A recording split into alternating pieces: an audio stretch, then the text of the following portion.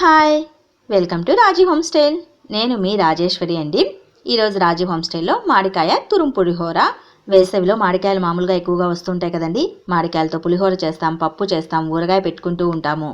మరిన్ని ఎక్కువైపోతే మామిడికాయని కట్ చేసేసి ఎండలో ఆరబెట్టేసి ఒరుగులు చేసుకుంటూ ఉంటాము.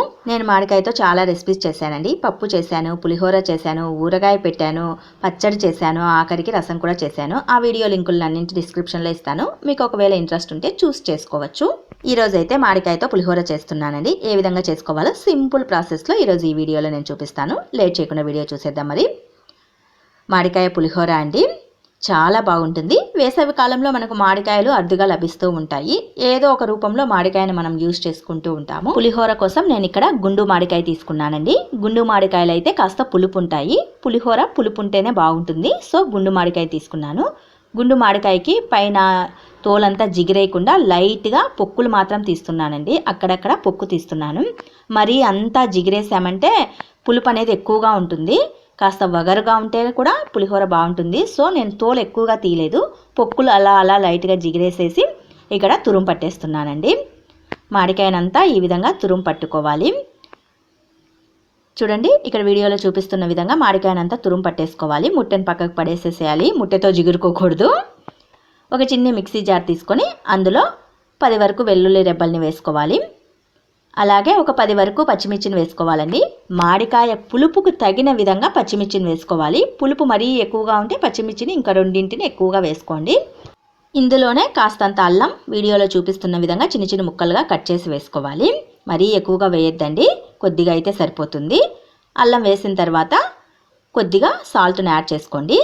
రైస్లో సాల్ట్ వేస్తాము, అయినా కూడా పచ్చిమిర్చి నసురెక్కకుండా ఉండటానికి కాస్తంత సాల్ట్ వేసేసి కోర్సుగా మిక్సీ పట్టుకోవాలి. ఇప్పుడు స్టవ్ పైన గుంతపాటి పెన్నం పెట్టేసి అందులో 3 నుంచి 4 టేబుల్ స్పూన్ల వరకు ఆయిల్ని వేసుకోవాలి. ఆయిల్ని మరీ ఎక్కువగా ఏమీ వేసుకోవద్దండి. కొద్దిగా వేసుకున్న తర్వాత ఇందులో ఆవాలు, జీలకర్ర, ఉద్దిపప్పు, మినపప్పును వేసుకోవాలి. ఇవన్నీ కొద్దిగా చిటపటలాడిన తర్వాత 4 ఎండుమిర్చిని చిన్న చిన్న ముక్కలుగా కట్ చేసి వేసుకోండి. 2 పచ్చిమిర్చిని స్లైసెస్గా కట్ చేసి వేసుకోవాలి. గుప్పెడుమైన పల్లీలను వేసుకోవాలండి. వేరుశనగ పల్లీలు అంటారు కదా, వాటిని ఒక గుప్పెడుమైన వేసుకోండి. ఇందులోనే 3 రెమ్మల కరివేపాకు ఆకులను కూడా వేసేసుకొని అటు ఇటు కదుపుకుంటూ వీటిని దూరగా వేగనివ్వాలి. పల్లీలు చక్కగా వేగాలండి. ఆయిల్లోనే పల్లీలు వేగాలి, అప్పుడే పులిహోర మంచి టేస్టీతో ఉంటుంది. పులిహోర తింటున్నప్పుడు పల్లీలు కూడా మంచి టేస్టీతో ఉంటాయి. పల్లీలు చక్కగా వేగిన తర్వాత ఇందులో కొద్దిగా ఇంగువని యాడ్ చేసుకోండి. మీ దగ్గర ఉంటేనే వేసుకోండి, లేకపోతే స్కిప్ చేసేయండి. ఇందులోనే మిక్సీ పట్టి ఉంచుకున్న అల్లం, వెల్లుల్లి, పచ్చిమిర్చిని యాడ్ చేసేసుకోవాలి. ఇవి వేసిన తర్వాత స్పూన్తో 2 నిమిషాలు కలియదిప్పేసేయండి. ఇందులోనే కొద్దిగా పసుపును కూడా యాడ్ చేసేసుకోండి. ఇవన్నీ వేసిన తర్వాత మరీ ఎక్కువసేపు వేగనివ్వద్దండి. అల్లం, పచ్చిమిర్చి అనేవి కాస్త లైట్గా పచ్చివాసన తగ్గేంత వరకు వేపుకుంటే సరిపోతుంది. మరీ ఎక్కువసేపు వేపుకున్నామంటే మాడిపోతాయి. అల్లం, వెల్లుల్లి పచ్చివాసన తగ్గిపోయిన తర్వాత చివరన తురుము పట్టి ఉంచుకున్న మామిడికాయ తురుమును యాడ్ చేసేసుకోవాలి. మామిడికాయ తురుమును వేసిన తర్వాత జస్ట్ 2 నిమిషాల పాటు కదుపుకుంటే చాలండి, మరీ ఎక్కువసేపు అవసరం లేదు. 2 నిమిషాల తర్వాత స్టవ్ను ఆఫ్ చేసేసుకోండి. మరీ ఎక్కువసేపు వేగిందంటే మామిడికాయ తురుము అనేది మెత్తగా అయిపోతుంది. పులిహోర కొద్దిగా టేస్ట్ అనేది తగ్గినట్లు అనిపిస్తుంది. సో మరీ ఎక్కువసేపు ఉంచొద్దు, మామిడికాయ తురుము గట్టిగానే ఉండాలి. ఇప్పుడు దీన్ని చల్లారనిచ్చి రైస్కి యాడ్ చేసేసుకుంటే సరిపోతుంది. ఇంతేనండి మామిడికాయ తురుముతో పులిహోర తయారు చేసుకునే ప్రాసెస్. ఈ పులిహోర పేస్ట్ని మనం ఫ్రిడ్జ్లో పెట్టుకున్నామంటే కనీసం వారం 10 రోజుల వరకు నిల్వ ఉంటుందండి, ఏం పాడవదు.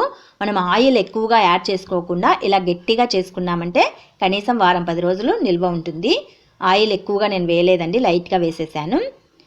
ఈ పులిహోరని రైస్కి యాడ్ చేసేసుకొని చక్కగా కలిపేసుకున్నామంటే మంచి టేస్టీతో సూపర్గా ఉంటుందండి. ఏ సీజన్లో లభించే ఫ్రూట్ని ఆ సీజన్లో మనం తీసుకుంటే మన హెల్త్కి కూడా చాలా మంచిదండి. ఈ సీజన్లో మామిడికాయలు ఎక్కువగా వస్తుంటాయి. మామిడికాయలతో మనం బోలెడన్ని రెసిపీస్ చేసుకోవచ్చు.